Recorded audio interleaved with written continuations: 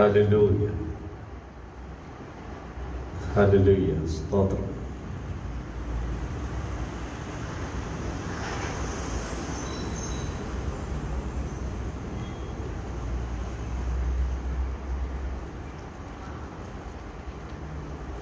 കർത്താവിൽ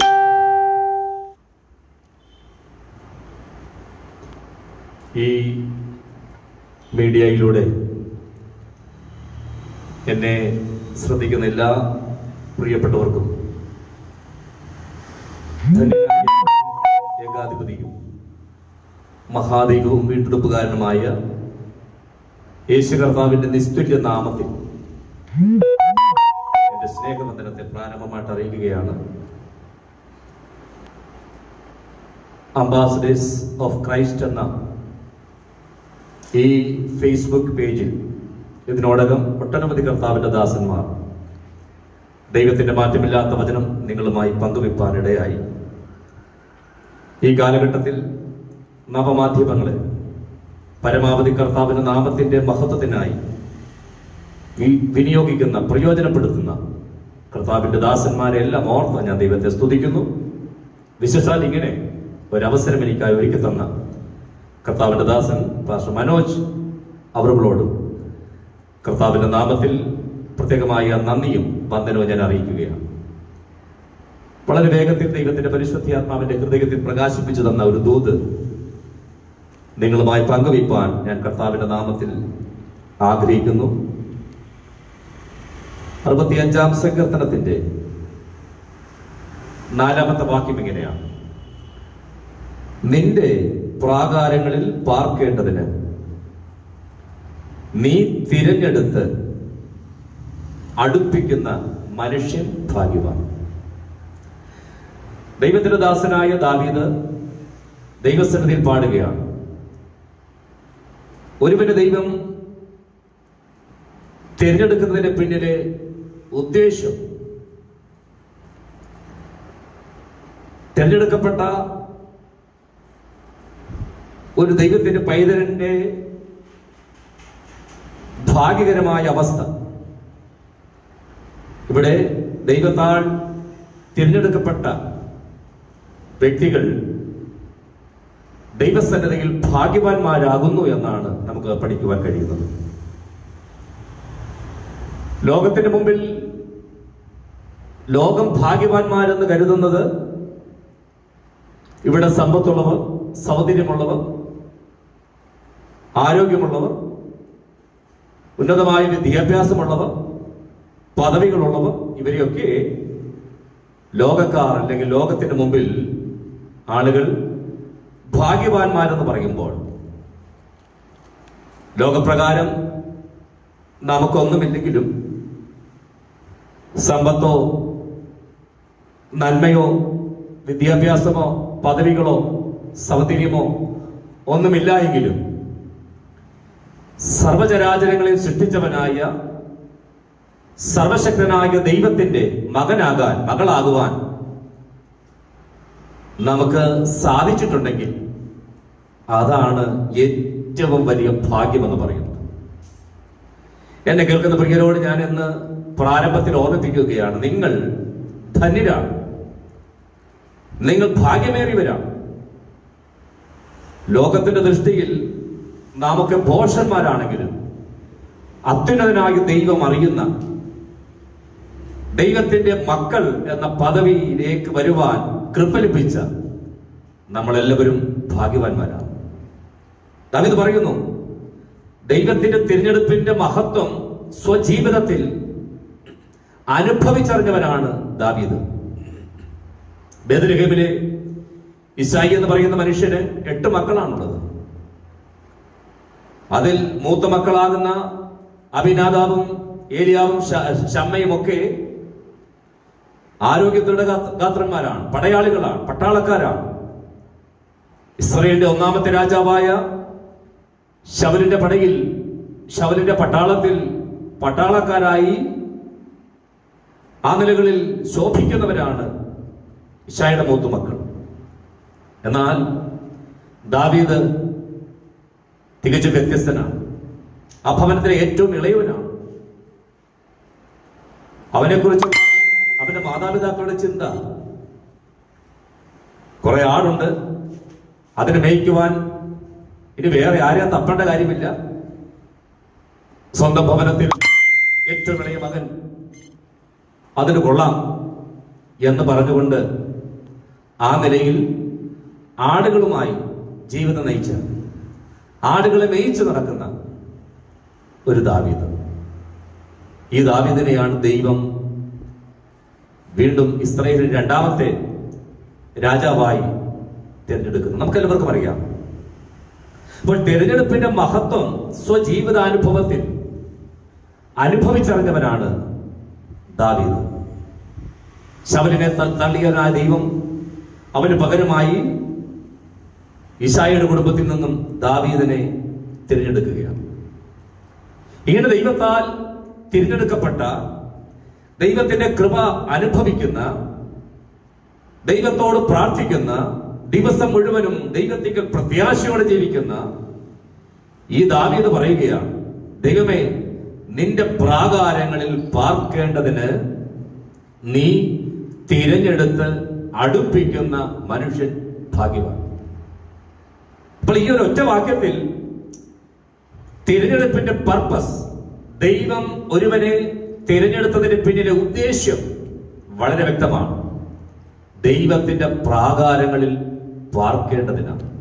അഥവാ ദൈവത്തോട് കൂടെ നടക്കേണ്ടതിന്, ദൈവത്തോടൊപ്പം വസിക്കേണ്ടതിന്, ദൈവത്തോട് കൂടെ ഇരിക്കേണ്ടതിന്, അതിനുവേണ്ടിയാ ദൈവം നമ്മെ തിരഞ്ഞെടുത്തിരിക്കുന്നത്. യേശു കർത്താവിന് 12 ശിഷ്യന്മാരുണ്ടായിരുന്നു. നമുക്കറിയാം, ഒന്നാമൻ പത്രോസ്, യാക്കോബ്, അന്ത്രയോസ്, യോഹന്നാൻ തുടങ്ങിയ യേശുവിന്റെ ശിഷ്യന്മാർ 12 പേര് നമുക്കറിയാം. വിശുദ്ധ മർക്കോസിന്റെ സുവിശേഷം 3-ാം അധ്യായം 14-ാമത്തെ വാക്യം നാം പഠിക്കുമ്പോൾ അവരെ യേശു തിരഞ്ഞെടുത്തതിന്റെ പിന്നിലെ ഉദ്ദേശങ്ങൾ വളരെ വ്യക്തമായി രേഖപ്പെടുത്തിയിട്ടുണ്ട്. അതിപ്രകാരമാണ്: അവൻ തന്നോടുകൂടെ ഇരിപ്പാനും, പ്രസംഗിക്കേണ്ടതിന് അയപ്പാനും, ഭൂതങ്ങളെ പുറത്താക്കേണ്ടതിന് അധികാരമുണ്ടാകേണ്ടതിനുമായി 10 പേരെ നിയമിച്ചു. അപ്പോൾ ഒന്നാമത്തെ ലക്ഷ്യം, ഒന്നാമത്തെ പർപ്പസ്, ഒന്നാമത്തെ ഉദ്ദേശം എന്ന് പറയുന്നത് അവൻ തന്നോടുകൂടെ ഇരിക്കേണ്ടതിനായി. പ്രിയരെ, വാചാലമായി നമുക്ക് പ്രസംഗിക്കുവാൻ കഴിവില്ലെങ്കിലും, വളരെ മാധുര്യമായി പാട്ടുകൾ പാടുവാൻ നമുക്ക് കഴിയില്ല എങ്കിലും, നല്ല ഒരു ലേഖനങ്ങൾ എഴുതുവാൻ എഴുത്തിൽ നമുക്ക് വശമില്ല എങ്കിലും വിഷമിക്കണ്ട. ദൈവത്തോടൊപ്പം വസിക്കാൻ, ദൈവത്തോട് കൂടെ ഇരിപ്പാൻ, അതാ കർത്താവ് ഒന്നാമതായി നമ്മിൽ നിന്നും ആഗ്രഹിക്കുന്നു. അവൻ തന്നോട് കൂടെ ഇരിപ്പാൻ. എന്നെ കേൾക്കുന്ന പ്രിയരെ, ഒന്നാമത്തെ ദൈവത്തിന്റെ, കർത്താവിന്റെ നമ്മെ തിരഞ്ഞെടുത്തതിന് പിന്നിലെ ഒന്നാമത്തെ ലക്ഷ്യം നാം അവനോട് കൂടെ വസിക്കുക എന്നുള്ളതാണ്. നാം അവനോടൊപ്പം ഇരിക്കുക എന്നുള്ളതാണ്. അവനോട് ഒരുമിച്ച് നടക്കുക, അവനോട് ഒരുമിച്ച് സംഭാഷിക്കുക. ഇതാ ദൈവം നമ്മെ കുറിച്ച് ആഗ്രഹിക്കുന്നത്. അവൻ തന്നോടുകൂടി ഇരിപ്പാൻ. തിരഞ്ഞെടുപ്പിന്റെ ലക്ഷ്യത, എന്നെയും നിങ്ങളെയും കർത്താവ് തിരഞ്ഞെടുത്തതിന് പിന്നിലെ ഏറ്റവും പ്രധാനപ്പെട്ട, ഏറ്റവും പ്രഥമമായ ഉദ്ദേശ്യം, പർപ്പസ്, ലക്ഷ്യം തന്നോടുകൂടെ വസിക്കേണ്ടതിനായി. 65-ാം സങ്കീർത്തനത്തിൽ നാം വായിച്ചു, നിന്റെ പ്രാകാരങ്ങളിൽ പാർക്കേണ്ടതിന് നീ തിരഞ്ഞെടുത്ത് അടുപ്പിക്കുന്ന മനുഷ്യൻ ഭാഗ്യവാൻ. പലർക്കും തിരഞ്ഞെടുപ്പിന്റെ മഹത്വവും തിരഞ്ഞെടുപ്പിന്റെ ഉദ്ദേശവും തിരഞ്ഞെടുപ്പിന്റെ വിലയുമെല്ലാം നന്നായിട്ടറിയാം. മനുഷ്യൻ പുറമെയുള്ളത് നോക്കുമ്പോൾ ദൈവം നമ്മുടെ അകം നോക്കുകയാണ്. ശൗലിന് പകരമായി ദാവീദിനെ ദൈവം അഭിഷേകം ചെയ്യുവാനായിട്ട് ശമൂവേൽ പ്രവാചകനെ യിശായിയുടെ വീട്ടിലേക്ക് അയക്കുമ്പോൾ പ്രവാചകനായ ശമൂവേലിന്റെ ചിന്ത ശൗലിന്റെ പട്ടാളത്തിൽ ജോലി ചെയ്യുന്ന ദാവീദിന്റെ മൂത്ത മക്കളിൽ ആരെങ്കിലും ഒരാളായിരിക്കുമെന്നാണ്. അതിനുവേണ്ടി അവരൊരുവനെ അഭിഷേകം ചെയ്യുവാൻ താൻ ഒരുമ്പെട്ടു. ഇപ്പൊ ദൈവം പറഞ്ഞൊരു കാര്യമുണ്ട്, നീ അവന്റെ മുഖമോ പൊക്കമോ ഒന്നും നോക്കരുത്. മനുഷ്യൻ പുറമെയുള്ളത് നോക്കുന്നു, ദൈവമോ അകമയുള്ളത് കാണുന്നു. ഇതാ ദൈവത്തിന്റെ തെരഞ്ഞെടുപ്പ് എന്ന് പറയുന്നത്. ധന്യനായ പൗലോസ് കൊരിന്ത്യർക്ക് ലേഖനം എഴുതിയപ്പോൾ ഇപ്രകാരം പറയുന്നുണ്ട്, ബലമുള്ളതിനെ ലജ്ജിപ്പിക്കുവാൻ ദൈവം ലോകത്തിൽ ബലഹീനമായത് തിരഞ്ഞെടുത്തു. ജ്ഞാനികളെ ലജ്ജിപ്പിക്കുവാൻ ദൈവം ലോകത്തിൽ ഭോഷത്വമായത് തിരഞ്ഞെടുത്തു. എന്തിനു വേണ്ടിയാ? ഒരു ജഡവും പ്രശംസിക്കാതിരിക്കേണ്ടതിന് തന്നെ. അപ്പൊ ദൈവത്തിന്റെ തിരഞ്ഞെടുപ്പിന്റെ പിന്നിൽ വർദ്ധിച്ച അല്ലെങ്കിൽ ഇന്നും ചരിക്കുന്ന ഒരു ശക്തി എന്ന് പറയുന്നത് ദൈവത്തിന്റെ കൃപയാണ്. ദൈവത്തിന്റെ കൃപയാലാണ് നാം തിരഞ്ഞെടുക്കപ്പെട്ടത്. നമ്മുടെ മുഖം നോക്കാതെ, നമ്മുടെ സൗന്ദര്യം നോക്കാതെ, നമ്മുടെ പണം നോക്കാതെ, നമ്മുടെ പണം ആവശ്യപ്പെടാതെ, നമ്മുടെ കഴിവ് നോക്കാതെ, കഴിവ് കെട്ടവരായ നമ്മെ ദൈവം തിരഞ്ഞെടുത്തത് തന്റെ കൃപയാലാണ്. ഒരു കണ്ണിനും ദയ തോന്നാതിരുന്ന നമ്മെ, പുറംപറമ്പിൽ തള്ളപ്പെട്ടവരായിരുന്ന നമ്മെ കരുണയുടെ കടാക്ഷപ്രകാരം ദൈവം തിരഞ്ഞെടുത്തു. അതാ ദൈവത്തിന്റെ കൃപ. ദൈവത്തിന്റെ കൃപയാൽ നാം വിളിക്കപ്പെട്ടു. ദൈവത്തിന്റെ കൃപയാൽ നാം തിരഞ്ഞെടുക്കപ്പെട്ടു. ഒരു യോഗ്യത നമുക്ക് പറയുവാനില്ലായിരുന്നു. പക്ഷേ ദൈവത്തിന്റെ കൃപ, ദൈവത്തിന്റെ കരുണ, ദൈവത്തിന്റെ സ്നേഹം ഒന്ന് മാത്രം. ഞാൻ നേരത്തെ ഓർമ്മിപ്പിച്ചല്ലോ, ശിഷ്യന്മാരിൽ പ്രധാനിയും പ്രഥമനുമായ പത്രോസ്, അവനെ ആദ്യകാലങ്ങളിൽ ശിമോൻ എന്നാണ് നമുക്ക് കാണുവാൻ കഴിയുന്നത്. ശിമോൻ പത്രോസ്. വിശുദ്ധ ലൂക്കോസ് എഴുതിയ സുവിശേഷം 5-ാം അധ്യായത്തിൽ ഈ ശിമോനെ കർത്താവ് തന്റെ ശിഷ്യത്വ പദവിയിലേക്ക് തിരഞ്ഞെടുക്കുന്ന രംഗം നമുക്ക് കാണുവാൻ കഴിയുന്നുണ്ട്. ഒരു പ്രഭാതവേളയിൽ യേശു ഗന്നേസരത്ത് തടാകത്തിന്റെ കരയിൽ വന്നു നിൽക്കുകയാണ്, ഏകനായി, ഏകാന്തപതികനായി. കാരണം യേശുവിന്റെ ശിഷ്യത്വ പദവിയിൽ ആരും അന്നുണ്ടായിരുന്നില്ല. ശിഷ്യന്മാരെ യേശു വിളിക്കുന്ന, തിരഞ്ഞെടുക്കുന്ന ആദ്യ കാലഘട്ടമാണ്. ഒരു പുലർച്ചെ, ഒരു പ്രഭാതവേളയിൽ യേശു ഗന്നേസരത്ത് തടാകത്തിന്റെ കരയിൽ നിൽക്കുമ്പോൾ തന്റെ കണ്ണിന്റെ മുമ്പിൽ 2 പടകുകൾ കരയ്ക്കടുത്ത് നിൽക്കുന്നത് ഞാൻ കണ്ടു. അവയിൽ നിന്നും മീൻപിടുത്തക്കാർ വല കഴുകുകയായിരുന്നു. ലൂക്കോസിന്റെ സുവിശേഷം 5-ാം അധ്യായം. അതിൽ ശിമോനുള്ളതായ പടകുകളിൽ ഒന്നിൽ യേശു കയറി അത് കരയിൽ നിന്നും അല്പം കടലിലേക്ക് നീക്കണമെന്ന് ആവശ്യപ്പെട്ടു. ആ പടകിൽ ഇരുന്നു കൊണ്ട് യേശു ജനത്തെ ഉപദേശിക്കുന്നു. മിനിറ്റുകൾ, മണിക്കൂറുകൾ ആ പ്രബോധനം, ആ പ്രസംഗം നീണ്ടു. അപ്പോഴേക്കും വലയെല്ലാം കഴുകി വൃത്തിയാക്കി ശിമോൻ പത്രോസ് അവിടെ തന്നെ നിൽക്കുകയാണ്. കാരണം യേശുവിന്റെ പ്രസംഗം കഴിഞ്ഞിട്ട് ഈ പടക് പഴയതുപോലെ കരയിലേക്ക് അടുപ്പിച്ചിട്ട് വേണം എനിക്ക് വീട്ടിലേക്ക് പോകാൻ. വളരെ ക്ഷമയോടെ യേശുവിന്റെ പ്രസംഗം തീരുന്നത് വരെ, യേശു മടങ്ങിപ്പോകുന്നത് കാത്ത് ശിമോൻ പത്രോസ് നിൽക്കുകയാണ്. പക്ഷേ പ്രസംഗം കഴിഞ്ഞിട്ടും യേശുവിന് പോകാൻ ഉദ്ദേശമില്ല.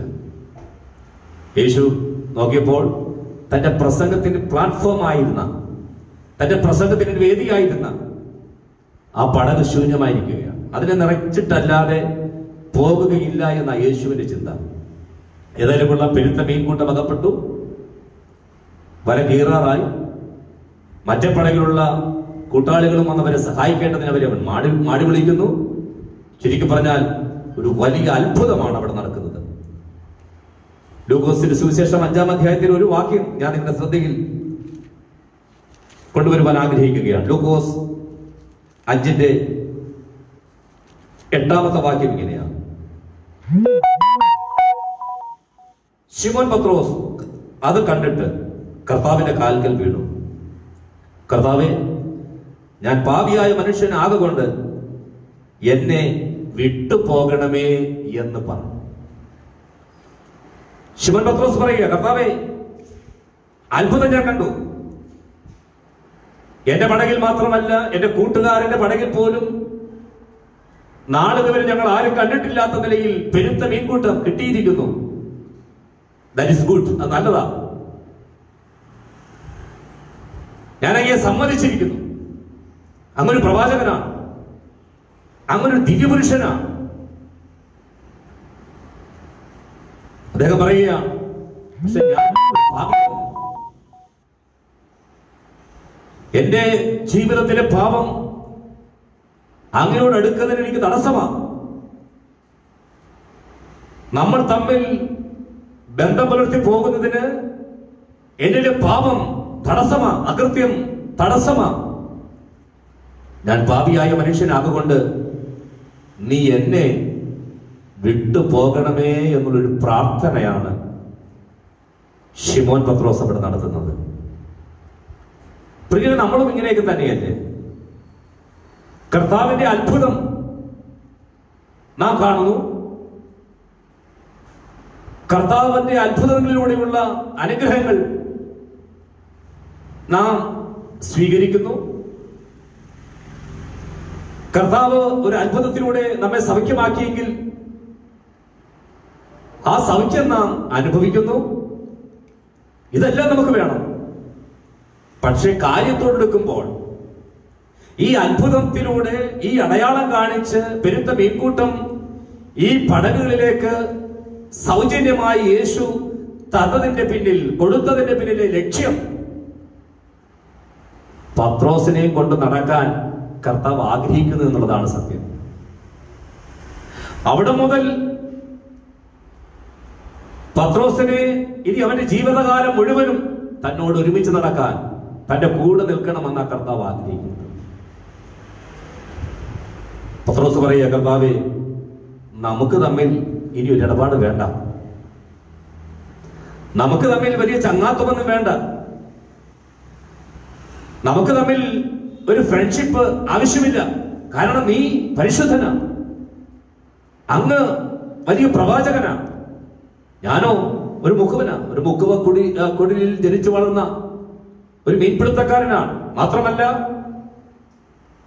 എന്റെ ബാല്യം മുതൽ ഇന്ന് വരെയും ഞാൻ ചെയ്തു കൂട്ടിയ അപരാധങ്ങൾ, അറിഞ്ഞും അറിയാതെ എന്റെ ജീവിതത്തിൽ വന്ന പാപപ്രവൃത്തികൾ വളരെ വലുതാ. അതുകൊണ്ട് നമ്മൾ തമ്മിൽ ഒത്തുപോകത്തില്ല കർത്താവേ. അതുകൊണ്ട് നീ നിന്റെ വഴിക്ക് പോ, ഞാൻ എന്റെ വഴിക്ക് പോകുകയാണ്.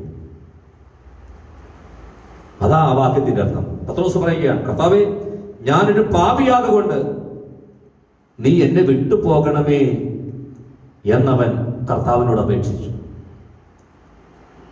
പലപ്പോഴും നമ്മളും ഇങ്ങനെയൊക്കെ തന്നെയാണ്. അത്ഭുതങ്ങൾ, അടയാളങ്ങൾ, വീര്യപ്രവർത്തികൾ, അതിന്റെ സുഖവും അതിന്റെ നന്മകളും അതിന്റെ അനുഗ്രഹങ്ങളും ഒക്കെ നാം അനുഭവിക്കുന്നെങ്കിൽ തന്നെയും പലപ്പോഴും ഒപ്പം നടക്കാൻ, ആ പ്രാകാരത്തിൽ അവനോട് ഒരുമിച്ച് വസിപ്പാൻ അവൻ പലപ്പോഴും നമ്മെ അടുപ്പിക്കാൻ ശ്രമിക്കുമ്പോഴും അടുത്തു വരുവാൻ മനസ്സില്ലാതെ അകന്നകന്നു പോകുന്ന അനുഭവങ്ങൾ പലപ്പോഴും നമ്മുടെ ജീവിതത്തിൽ ഉണ്ടാകാറുണ്ട്. ഇവിടെയാ കുറുവാക്യത്തിന്റെ മഹത്വം. നിന്റെ പ്രാകാരങ്ങളിൽ പാർക്കേണ്ടതിന് നീ തിരഞ്ഞെടുത്ത് അടുപ്പിക്കുന്ന മനുഷ്യൻ. ഏതായാലും കൊള്ളാം, ആ പ്രഭാതത്തിൽ അതങ്ങനെ അങ്ങ് കഴിഞ്ഞു. പക്ഷേ ചില ദിവസങ്ങൾ, ചില ആഴ്ചകൾ കഴിഞ്ഞപ്പോഴാണ് യോഹന്നാന്റെ കൂടെ നടന്ന അന്ത്രയോസ് എന്ന് പറയുന്ന ശിഷ്യൻ, യോഹന്നാൻ ചൂണ്ടിക്കാണിച്ചതിന്റെ ഫലമായി യേശുവിനെ ഒരു രാത്രിയിൽ കണ്ടു, സമീപിച്ചു. അവിടെ വെച്ച് യേശുവിന്റെ സാന്നിധ്യം അനുഭവിച്ചു. അന്നൊരൊറ്റ രാത്രി കൊണ്ട് അന്ത്രയോസ് കർത്താവിന്റെ ദിവ്യ സ്വഭാവവും അവന്റെ മഹത്വവും മനസ്സിലാക്കിയിട്ട് തന്റെ സ്വന്തം സഹോദരനായ പത്രോസിന്റെ അരികിലേക്ക് കാര്യമെന്ന് പറഞ്ഞു. പക്ഷെ അവിടെയും പത്രോസ് പിടികൊടുത്തില്ല. ഒടുവിൽ വീണ്ടും കർത്താവ് തന്റെ കരുണയുടെ കടാക്ഷപ്രകാരം അവനെ തന്റെ കൃപയിലേക്ക് ആനയിക്കുകയാണ് ചെയ്തത്. ഞാൻ പറഞ്ഞു വരുന്നത്, പലപ്പോഴും നാം അകലാൻ ശ്രമിക്കുമ്പോഴും, പലപ്പോഴും നാം ഓടി ഒളിക്കാൻ ശ്രമിക്കുമ്പോഴും, പലപ്പോഴും നാം കുതിരി ഓടുവാൻ മറയുവാൻ ശ്രമിക്കുമ്പോഴും നമ്മെ വിട്ടുമാറാതെ നമ്മെ പിന്തുടരുന്ന ദൈവത്തിന്റെ കൃപ, കാരണം നിന്നെ കൂടുതൽ ദൈവത്തോട് അടുപ്പിക്കാൻ, നിന്റെ തിരഞ്ഞെടുപ്പിന്റെ മഹത്വം, നിന്നെ വിളിച്ചതിന്റെ പിന്നിലെ ഉദ്ദേശം, നീ ഇങ്ങനെ കഴിയാനുള്ളവനല്ല, ഞാൻ ചെയ്യുന്നതിനേക്കാൾ ഉപരിയായി ഞാൻ ചെയ്തതുപോലെ തന്നെ നീയും എനിക്ക് വേണ്ടി ചിലത് ചെയ്യാൻ ഞാൻ നിന്നെ കണ്ടിരിക്കുന്ന ഒരു മാനപാത്രമാണ്. ഈ തെരഞ്ഞെടുപ്പിന്റെ മഹത്വം മനസ്സിലാക്കിയ പത്രോസ് താൻ എഴുതിയ ലേഖനത്തിൽ, പത്രോസിന്റെ 1-ാം ലേഖനത്തിൽ ഇപ്രകാരം ഒരു വാക്യമുണ്ട്: നിങ്ങളോ അന്ധകാരത്തിൽ നിന്നും തന്റെ അത്ഭുത പ്രകാശത്തിലേക്ക് വിളിച്ചവന്റെ സൽഗുണങ്ങളെ ഘോഷിപ്പാൻ തക്കവണ്ണം തിരഞ്ഞെടുക്കപ്പെട്ട ഒരു ജാതിയും രാജകീയ പുരോഹിത വർഗവുമാണ്. അവിടെയാ നമുക്ക് പത്രോസിനോട് തന്നെ നമ്മുടെ വിളിയുടെ, നമ്മുടെ തിരഞ്ഞെടുപ്പിന്റെ, ദൈവം നമ്മെ കുറിച്ച് ആഗ്രഹിക്കുന്ന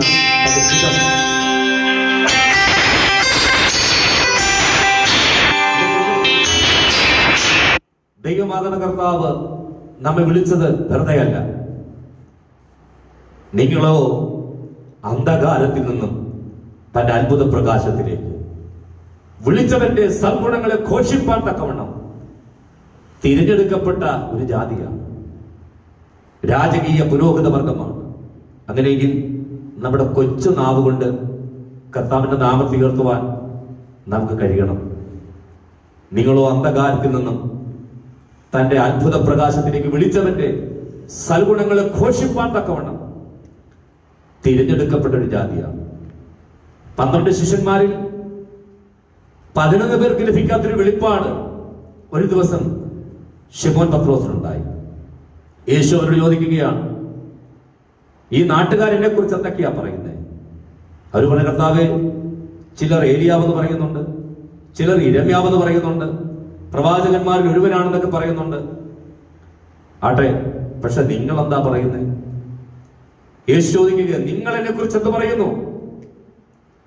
ആ സമയത്ത് 12 ശിഷ്യന്മാരിൽ വെളിപ്പാട് പ്രാപിച്ചു പത്രോസ് പറയുകയാണ്, നീ ജീവനുള്ള ദൈവത്തിന്റെ പുത്രനായ ക്രിസ്തു. പ്രിയരെ, ആർക്ക് ലഭിക്കാത്ത വെളിപ്പാട്, മറ്റാർക്ക് ലഭിക്കാത്ത വിലപ്പെട്ട ഒരു കാഴ്ചപ്പാട് പത്രോസിന് പരിശുദ്ധാത്മാവ് നൽകുവാനിടയായി. യേശു പറയുകയാണ്, ബെരിയോന ശിമോനെ, നീയാണ് ഭാഗ്യവാൻ. നിനക്ക് ഈ മർമ്മം വെളിപ്പെടുത്തി തന്നത് സ്വർഗസ്ഥനായ പിതാവാണ്. ജഡരക്തങ്ങൾ ആരുമല്ല, മാംസരക്തങ്ങൾ ആരുമല്ല. നിനക്ക് ഈ വെളിപ്പാട് തന്നത് നമ്മുടെ സ്വർഗീയ പിതാവായ ദൈവമാണ്. ആ ദൈവമാണ് നിനക്ക് ഈ വെളിപ്പാട് തന്നത്. അങ്ങനെയെങ്കിൽ പ്രിയരെ, ദൈവം നമ്മെ തിരഞ്ഞെടുത്തിട്ടുണ്ടെങ്കിൽ അവന്റെ അവദാനങ്ങളെ വർണ്ണിപ്പാൻ, അത്ഭുത പ്രകാശത്തിലേക്ക് അവൻ നമ്മെ വിളിച്ചത് അവന്റെ സൽഗുണങ്ങളെ ഘോഷിപ്പാൻ വേണ്ടിയാണ്. നാം മറക്കരുത്, ആർക്കും വേണ്ടാതെ എല്ലാവരാലും തള്ളപ്പെട്ടവരായി, നിന്ദിക്കപ്പെട്ടവരായി, നിന്ദാവിഷയമായി, പരിഹാസപാത്രങ്ങളായി നാം ജീവിച്ച സാഹചര്യങ്ങളിൽ നിന്നും ദൈവം നമ്മെ വിളിച്ചു, ദൈവം നമ്മെ വേർതിരിച്ചു. തന്റെ പ്രാകാരങ്ങളിൽ പാർക്കേണ്ടതിന് തിരഞ്ഞെടുത്ത് ദൈവം നമ്മെ അടുപ്പിക്കുകയാണ്. സങ്കീർത്തനത്തിൽ ആ വാക്യം എന്നെ വളരെ പലപ്പോഴും ചിന്തിപ്പിച്ചു. നിന്റെ പ്രാകാരങ്ങളിൽ പാർക്കേണ്ടതിന് നീ തിരഞ്ഞെടുത്ത് അടുപ്പിക്കുന്ന മനുഷ്യൻ. ഒരു പുഴയുടെ തീരത്ത് സ്ഥാപിച്ചിരിക്കുന്ന ഒരു കുറ്റിയിൽ ഒരു വള്ളം അടുപ്പിച്ച് അവിടെ വന്നുകൊണ്ട് കെട്ടി നിർത്തുന്നത് പോലെ നമ്മൾ കണ്ടിട്ടില്ലേ?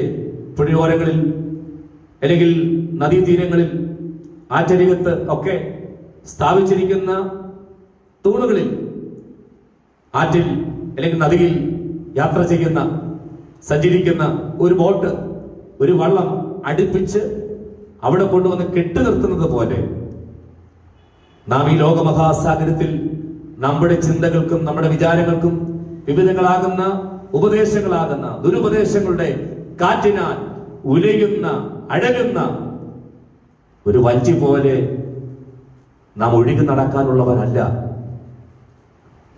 അവ നമുക്ക് വേണ്ടി ശോഭനമായ ശ്രേഷ്ഠമായ ഒരു തീരം ഒരുക്കിയിട്ടുണ്ട്. ആ സ്നേഹതീരത്തിലേക്ക് അവൻ നമ്മെ അടുപ്പിച്ച് ഒരു വള്ളം അടുപ്പിച്ച് കൊണ്ടുവന്ന് കെട്ടി നിർത്തുന്നത് പോലെ പാപത്തിന്റെ ലോകത്തിന്റെ പാപത്തിന്റെ സുഖഭോഗങ്ങളുടെ ലൗകിക അനുഭവങ്ങളുടെ ഈ വിരുമാറിൽ നിലയില്ലാതെ അല്ലെങ്കിൽ ഗതിയില്ലാതെ ദിശയെന്നറിയാതെ ഉഴലുവാനുള്ളവരല്ല നാം. അവന്റെ പ്രാകാരങ്ങളിൽ പാർക്കേണ്ടതിന് അവൻ നമ്മെ തിരഞ്ഞെടുത്ത് അടുപ്പിക്കുകയാണ്. തിരഞ്ഞെടുക്കുക എന്നുള്ളത് കേൾക്കുമ്പോൾ നമുക്ക് വളരെ സന്തോഷമാണ്. പക്ഷേ അടുപ്പിക്കുകയാണ്, ദൈവം നമ്മെ അടുപ്പിക്കുന്നു എന്ന് കേൾക്കുമ്പോൾ പലപ്പോഴും അടുത്തു വരാൻ നമുക്ക് മനസ്സില്ല. പ്രിയരെ, നാം അടുത്തു വരണം, ദൈവത്തോട് അടുത്തു വരണം. ഈ കൊറോണ വൈറസിനാൽ COVID-19 എന്ന മഹാമാരിയാൽ ജനകോടികൾ കഷ്ടമനുഭവിക്കുകയാണ്. 6 മാസങ്ങൾക്ക് മുൻപ് നമുക്ക് നമ്മുടെ ആരാധനാലയങ്ങളിൽ ദൈവമക്കളോട് ഒരുമിച്ച് പാടുവാനും പ്രാർത്ഥിപ്പാനും ദൈവത്തെ ആരാധിപ്പാനും ഒക്കെ നമുക്ക് സ്വാതന്ത്ര്യമായിരുന്നു. നമ്മുടെ വീടുകളിൽ കോട്ടേജ് മീറ്റിങ്ങുകളായി ഉപവാസ പ്രാർത്ഥനകളായി ഒക്കെ നാം നടത്തി. ഒത്തിരി ദൈവദാസന്മാർ ദൈവമക്കളൊക്കെ നമ്മെ കാണുവാനും നമുക്ക് അവരുടെ ഇടയിലേക്ക് ചെല്ലുവാനും ഒക്കെ സാധിച്ചു.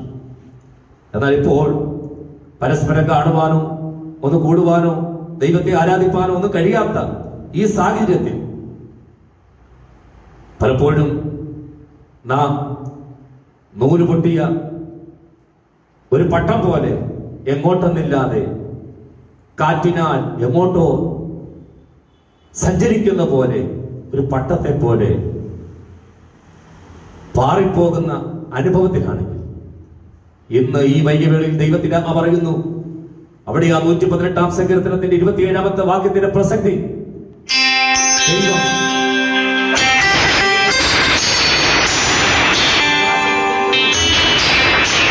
യാഗപീഠത്തിന്റെ കൊമ്പുകളോളം യാഗപശുവിനെ കയറുകൊണ്ട് കെട്ടുകയും നമ്മെ ദൈവകൃപയോട് ചേർത്ത് നിർത്തി, ദൈവസ്നേഹത്തിന്റെ പാശങ്ങളാൽ നമ്മെ ചേർത്ത് നിർത്തി, നമ്മെ പ്രാകാരത്തിൽ യാഗപീഠത്തിന്റെ കൊമ്പുകളോളം അടുപ്പിച്ചു നിർത്തി ദൈവകൃപയുടെ മഹത്വം വർണ്ണിക്കുവാൻ തക്കവണ്ണം ദൈവമാകുന്ന കർത്താവ് നമ്മെ വിളിച്ചിരിക്കുകയാ, ദൈവം നമ്മെ വേർതിരിച്ചിരിക്കുകയാ. ഇന്ന് സന്ധ്യയിൽ ഞാൻ ആത്മാവിൽ മനസ്സിലാക്കുന്നു, ഈ ലോക്ക്ഡൌൺ കാലത്ത് കൂട്ടായ്മകൾ ലഭ്യമല്ലാത്ത കൂടിവരവുകൾക്ക് സാധ്യമാകാത്ത ഈ സമയത്ത് അനേകരുടെ ഉള്ളിൽ പലരും മടുത്ത് ക്ഷീണിച്ച് തളർന്ന് പിന്മാറിയിരിക്കുന്ന, ദൈവത്തിന്റെ കൃപയിൽ നിന്നും അകലം വിട്ട് മാറിയിരിക്കുന്ന ഈ സാഹചര്യത്തിൽ ദൈവത്തിന്റെ ആത്മ പറയുന്നു, തന്റെ പ്രാകാരങ്ങളിൽ പാർക്കേണ്ടതിന് അവൻ നമ്മെ വിളിച്ച് വേർതിരിച്ച് തിരഞ്ഞെടുത്ത് മാത്രമല്ല അതിനോട് അടുപ്പിക്കുന്ന ഒരവസ്ഥയിൽ അവൻ നമ്മെ കൊണ്ടുവരികയാണ്. അകന്നു പോകുവാനല്ല, അകലം വിട്ട് പോകുവാനല്ല, ദൈവത്തിലേക്ക് അടുത്തു വരുവാൻ ദൈവം നമ്മെ കുറിച്ച് ആഗ്രഹിക്കുകയാണ്. എന്താ ദൈവത്തിലേക്ക് അടുത്തു വന്നാലുള്ള അനുഗ്രഹം? ദൈവത്തിലേക്ക് അടുത്തു വന്നാലുള്ള ഏറ്റവും വലിയ അനുഗ്രഹം എന്ന് പറയുന്നത് ദൈവം നമ്മോട് അടുത്തു വരുമെന്നുള്ളതാണ്. മറ്റൊരു ഭൗതിക വസ്തുക്കൾ ലഭിക്കുമെന്നോ അല്ലെങ്കിൽ ഭൗതികമായി എന്തെങ്കിലും ഒക്കെ നേടിയെടുക്കുവാൻ കഴിയുമെന്നോ അല്ല. അതിനെക്കാട്ടിലുപരിയായി ഒരുവൻ ദൈവത്തിലേക്ക് അടുത്തടുത്ത് വരുമ്പോൾ ദൈവം അവന്റെ അടുക്കിലേക്ക് അടുത്തടുത്ത് വരികയാണ്. ഒരു 10 അടി ദൈവത്തിലേക്ക് നാം അടുക്കാൻ മനസ്സ് കാണിച്ചാൽ എന്റെ വിശ്വാസം ഒരു 100 അടിയെങ്കിലും ദൈവം നമ്മുടെ അടുക്കിലേക്ക് അടുത്തു വരും. ഒരു 10 അടി നാം ദൈവത്തിൽ നിന്നും അകന്നു പോയാൽ ഒരു 100 അടി ദൈവം നമ്മിൽ നിന്നും അകന്നു പോകും. ദൈവത്തിങ്കിലേക്ക് അടുത്തു വന്നാൽ ലഭിക്കുന്ന ഏറ്റവും വലിയ അനുഗ്രഹം എന്ന് പറയുന്നത് ദൈവത്തിന്റെ സാന്നിധ്യം, ദൈവത്തിന്റെ വെളിച്ചം, ദൈവത്തിന്റെ കൃപ നമുക്ക് കൂടുതലായി പ്രാപിപ്പാനായിട്ട് കഴിയും. അതാണ് നമ്മുടെ ജീവിതത്തിലെ ഏറ്റവും വലിയ ഭാഗ്യമെന്ന് പറയുന്നത്. അതുകൊണ്ട് ഇന്ന് ഈ ശുശ്രൂഷ ഞാനിവിടെ കൺക്ലൂഡ് ചെയ്യുവാൻ ആഗ്രഹിക്കുകയാണ്, ഉപസംഹരിക്കുവാൻ ആഗ്രഹിക്കുകയാണ്. എന്റെ ഹൃദയത്തിൽ ദൈവത്തിന്റെ ആത്മാവ് ചിന്ത, നാം ദൈവത്തോട് അടുത്തു വരിക. തന്റെ പ്രാകാരങ്ങളിൽ പാർക്കേണ്ടതിന് ദൈവം നമ്മെ തിരഞ്ഞെടുത്തിരിക്കുകയാണ്. തിരഞ്ഞെടുക്കുക മാത്രമല്ല, അവിടുന്ന് നമ്മെ തന്റെ കൃപയിലേക്ക് അടുപ്പിക്കുകയും കൂടി ചെയ്യുകയാണ്. ഇനി നീ വഴുതി മാറിപ്പോകാതെ, അകന്നകന്നു പോകാതെ ദൈവത്തിന്റെ കൃപയിൽ അനുദിനം വർദ്ധിച്ചു വരിക. നിങ്ങളോ അന്ധകാരത്തിൽ നിന്നും അത്ഭുത പ്രകാശത്തിലേക്ക് വിളിച്ചവന്റെ സൽഗുണങ്ങളെ ഘോഷിപ്പാൻ തക്കവണ്ണം തിരഞ്ഞെടുക്കപ്പെട്ട ഒരു ജാതിയാണ്. ദൈവത്തിന്റെ തിരഞ്ഞെടുപ്പ് എന്ന് പറയുന്നത് മനുഷ്യൻ തിരഞ്ഞെടുക്കുന്നത് പോലെയല്ല. മനുഷ്യൻ കണ്ണിന്റെ മുമ്പിൽ മനോഹരമെന്ന് കാണുന്നതിനെ തിരഞ്ഞെടുക്കുമ്പോൾ മനുഷ്യൻ കാണുന്നത് പോലെയല്ല ദൈവം നമ്മുടെ ഉള്ളങ്ങളെ അറിയുന്നു. പുറമെ വിദ്യാഭ്യാസം, പുറമെ സൗന്ദര്യം, സമ്പത്ത് ഇവയൊന്നുമില്ലെങ്കിലും ജ്ഞാനികളെ ലജ്ജിപ്പിക്കുവാൻ ഭോഷത്വമായത് തിരഞ്ഞെടുത്തവനായ ദൈവം, ബലമുള്ളതിനെ ലജ്ജിപ്പിക്കുവാൻ ബലഹീനമായത് തിരഞ്ഞെടുത്തവനായ ദൈവം ഇന്ന് പകലിൽ അവിടുന്ന് നമ്മെ തിരഞ്ഞെടുത്തിരിക്കുന്നു. യേശു തന്റെ ശിഷ്യന്മാരെ തിരഞ്ഞെടുത്തതിന് പിന്നിലെ ലക്ഷ്യം നമുക്കറിയാം. അവൻ തന്നോട് കൂടെ ഇരിപ്പാൻ, എന്നിട്ടാ പ്രസംഗിക്കേണ്ടതിനയപ്പാനും ഭൂതങ്ങളെ പുറത്താക്കുവാനും ഒക്കെ പന്തിരുവരെ നിയമിച്ചത്. ഒന്നാമത്തെ ലക്ഷ്യം തന്നോട് കൂടെ ഇരിക്കുക, തന്നോട് കൂടെ ഇരിക്കുക, യേശുവിനോട് കൂടെ ഇരിക്കുക, അവന്റെ പ്രാകാരങ്ങളിൽ പാർക്കേണ്ടതിന് അവിടുന്ന് നമ്മെ തിരഞ്ഞെടുത്തിരിക്കുകയാണ്, അവിടുന്ന് നമ്മെ വിളിച്ചിരിക്കുകയാണ്. ഈ വചനങ്ങളാൽ ദൈവം എല്ലാവരും അനുഗ്രഹിക്കട്ടെ. എനിക്ക് ഈ അവസരം തന്ന പ്രിയ മനോജ് പാസ്റ്ററോട് ദൈവസ്നേഹത്തിൽ നന്ദി പറയുന്നു. അംബാസഡേഴ്സ് ഓഫ് ക്രൈസ്റ്റ് എന്ന് പറയുന്ന ഈ ഫേസ്ബുക്ക് പേജിലൂടെ ഒട്ടനവധി കർത്താവിന്റെ ദാസന്മാർ ദൈവത്തിന്റെ വചനവുമായി നിങ്ങളെ സമീപിച്ചു കഴിഞ്ഞു. ഇനിയും അനേക ദൈവദാസന്മാർ എനിക്ക് പിന്നാലെയും ദൈവത്തിന് മാറ്റമില്ലാത്ത വചനവുമായി നിങ്ങളെ അടുക്കിലേക്ക് വരും. വചനത്താലുള്ള ശുദ്ധീകരണവും ശാക്തീകരണവും പ്രാപിച്ച് നമുക്ക് കർത്താവിന്റെ കൃപയിൽ നിലനിൽക്കാം. ദൈവം എല്ലാവരെയും സഹായിക്കേണ്ട ഒരു വാക്ക് ഞാൻ നിങ്ങൾക്ക് വേണ്ടി പ്രാർത്ഥിക്കുന്നു. അൻപുള്ള ദൈവമേ, യേശു ക്രിസ്തുവിന്റെ നാമത്തിൽ പ്രാർത്ഥിക്കുന്നു. ഈ നവമാധിപത്തിലൂടെ അങ്ങയുടെ നാമത്തിൽ ഉയർത്തുവാൻ ഞങ്ങൾക്ക് തന്ന അവസരത്തിനായി സ്തോത്രം. അങ്ങയുടെ തെരഞ്ഞെടുപ്പിന്റെ മഹത്വം ഞങ്ങൾ മനസ്സിലാക്കുന്നു. അവിടുത്തെ പ്രാകാരങ്ങളിൽ പാർക്കേണ്ടതിനാണ് അങ്ങ് ഞങ്ങളെ തിരഞ്ഞെടുത്തിരിക്കുക മാത്രമല്ല, തിരഞ്ഞെടുത്ത് അടുപ്പിക്കുക കൂടി ചെയ്യുന്നു. അകലം വിട്ട് പോകാതെ, അകന്നകന്നു പോകാതെ, കർത്താവെ നൂൽ പൊട്ടിയ ഒരു പട്ടം പോലെ പാറി നടക്കാതെ, കാറ്റിനാലുലയുന്ന ഒരു ഓടയെ പോലെ അല്ല, പരിശുദ്ധ പിതാവേ അങ്ങയുടെ സന്നിധിയിൽ സ്റ്റേബിളായി നിൽപ്പാൻ ഞങ്ങൾക്ക് എല്ലാവർക്കും കൃപ തരണമേ. തിരുനാമം എല്ലാ നിലകളിലും മഹത്വപ്പെടുക്കണമേ. പ്രാർത്ഥന കേട്ടതിനായി സ്തോത്രം. യേശുവിൻ നാമത്തിൽ തന്നെ. ആമേൻ, ആമേൻ, ആമേൻ. May God bless U.